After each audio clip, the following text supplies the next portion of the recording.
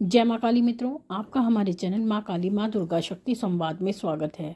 मित्रों, अगर आप हमारे चैनल पर नए हैं तो हमारे चैनल को सब्सक्राइब कीजिए, लाइक कीजिए, शेयर कीजिए।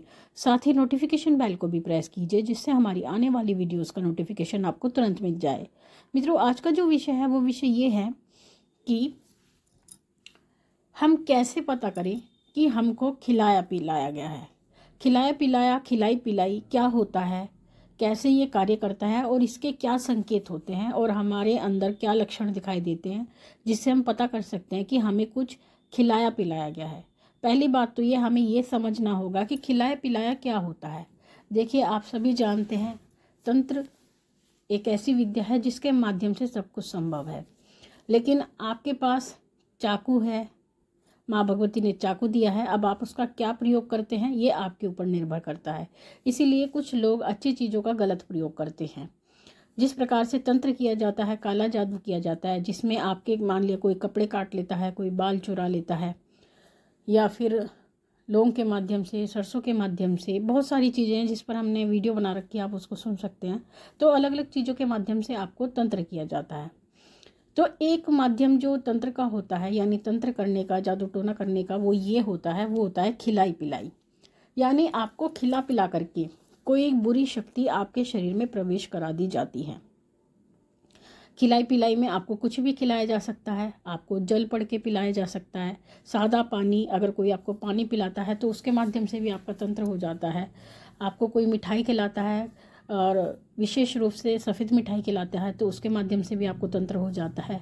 या फिर आपको कोई चाय पिला देता है, चाय के माध्यम से भी हो जाता है। चीनी, यानी चीनी कुछ ऐसा पढ़ के दे दी जाती है, या चाय में मिला करके आपको दे दी जाती है, या किसी पेय पदार्थ में चीनी मिला करके दे दी जाती है, तब भी आपको नहीं पता चलता। तो इस प्रकार से कई तरह से आपको खिलाया जा सकता है। कोई प्रसाद रूप बता करके आपको दे सकता है कि ये प्रसाद है, आप खा लीजिए।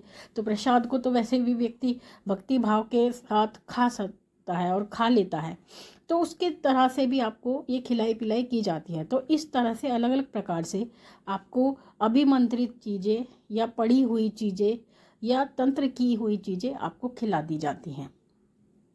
जब आपको वो चीज़ें खिला दी जाती हैं तो आपके पेट में जाने के बाद में उस खिलाई पिलाई के माध्यम से एक ऊर्जा आपके शरीर में छोड़ी जाती है।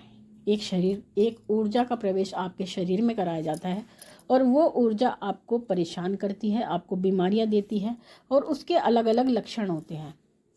आप उसको खाने के बाद में जब आपको अभिमंत्रित चीज़ें या किसी को शमशान की राख भी खिला दी जाती है, हड्डियों का चूरा भी खाने में मिला करके खिला दिया जाता है, चिता की भस्म खिला दी जाती है, लेकिन वो अभिमंत्रित होती हैं, तो वो चीज़ें आपको खिलाई दी जाती है और शरीर में आपको परेशानी होने लगती है। उससे आप बीमार भी रहने लगते हो, आपको डर भी लगने लगता है।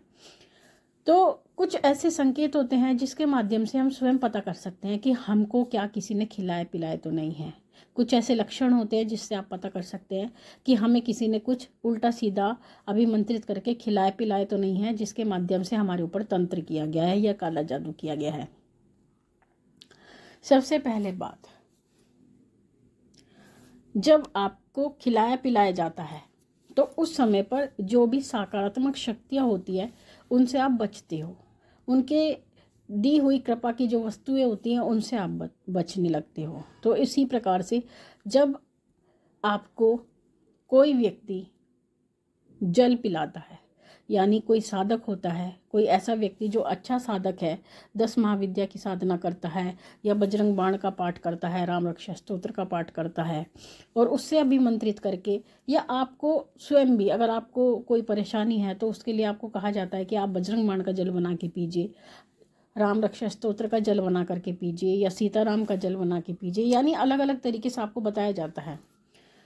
तो तब आप जब वो जल पीते हो या अभिमंत्रित यानी अभिमंत्रित चीज़ें खाते हो, भोग प्रसाद खाते हो, तो उसको खाने से आपका पेट खराब हो जाता है। आपको लूज मोशन हो जाएंगे, आपको उल्टी आने लगेगी, आपके पेट में दर्द होने लगेगा, आपको परेशानी बननी शुरू हो जाएगी। या आप भोग प्रसाद खाते हो किसी सिद्ध पीठ का, तो वहाँ से खाने के बाद में, वहाँ की चीज़ खाने के बाद में आपको परेशानी बननी शुरू हो जाएगी। सबसे पहला लक्षण।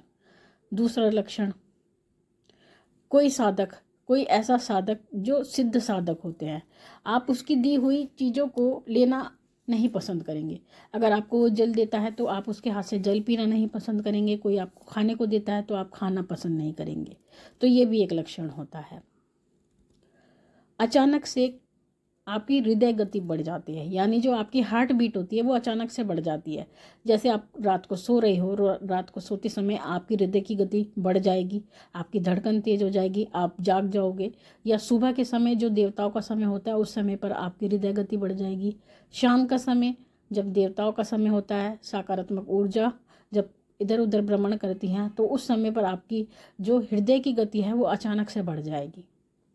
तो ये भी एक लक्षण होता है खिलाई पिलाई का। पूजा करने का आपका बिल्कुल भी मन नहीं करेगा। जब आप पूजा करने बैठेंगे तो आपका मन करेगा कि मैं यहाँ से उठ जाऊँ, मैं पूजा ना करूँ। अगर आप ज़बरदस्ती पूजा में बैठ भी जाते हैं कि नहीं चलो मैं कर लेता हूँ, क्या पता मेरा मन लग जाए, तो ऐसी स्थिति में आपको नींद बहुत आएगी। आपको ऐसा लगेगा कि मुझे अब उठ जाना चाहिए, क्योंकि अब मुझे ऐसा लग रहा है कि मैं यहीं पर सो जाऊँगा। तो आपकी ऐसी परिस्थिति होगी। तो ये भी एक खिलाई पिलाई का लक्षण होता है। अगर आप एक स्टूडेंट हैं और पढ़ाई लिखाई करते हैं तो उस समय पर जब आप पढ़ने बैठेंगे, अपनी स्टडी टेबल पर बैठेंगे, तो उस समय पर आपको बहुत नींद आएगी। जैसे ही आप किताब खोल के बैठेंगे आपको नींद आने लगेगी, जुबाई आने लगेगी। आपका मन करेगा कि मैं पढ़ाई ना करूं और मैं सो जाऊं। एक लक्षण ये होता है कि आपके दांत खराब होने लगते हैं, यानी जो आपके मसूड़े हैं उसमें सूजन आने लगती है। एक कारण ही आपके दांतों में दर्द होना शुरू हो जाता है। तो ये भी एक लक्षण होता है।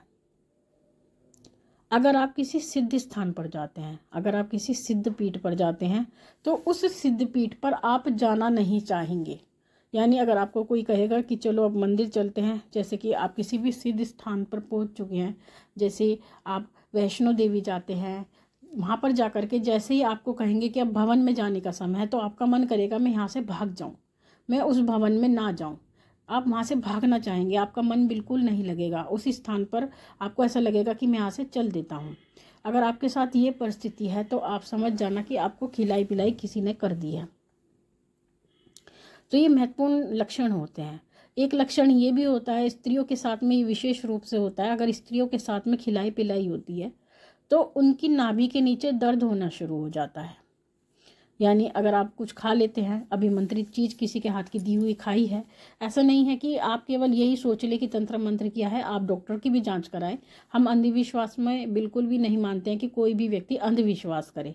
आप चेकअप कराएं। अगर चेकअप में सब कुछ आता है लेकिन उसके बावजूद भी आपको दर्द रहता है, नाभि के नीचे दर्द होता है, गर्भाशय में आपको ऐसा लगता है कि जैसे कुछ रेंग रहा है, कुछ खिसक रहा है, या आपको संकुचन महसूस होता है, तो आपको समझना चाहिए कि ये खिलाया पिलाया गया है।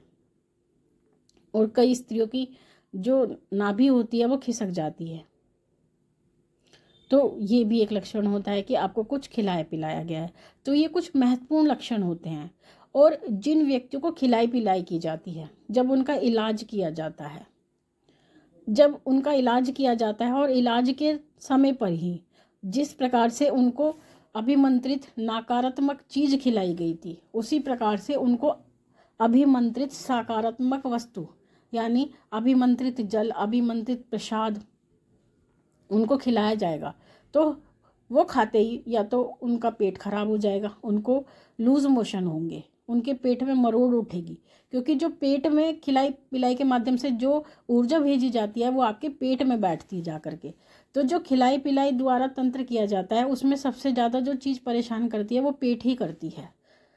तो पेट ही आपका खराब होगा, पेट से ही आप परेशान होगे, पेट में ही आपके अचानक दर्द होने लगेगा। आपको कई बार लैट्रिन के समय खून भी आ सकता है जब आप इस तरह की कोई परेशानी बनती है।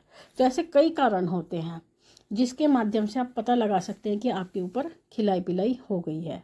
तो मित्रों, ये थी जानकारी आप सभी के लिए। माँ भगवती से यही प्रार्थना करते हैं कि वो आपके भंडारे भरती रहे, आपकी सभी मनोकामनाओं को पूर्ण करती रहे, आप पे अपना पूर्ण आशीर्वाद बना के रखिए। तब तक के लिए जय महाकाली, जय महाकाल।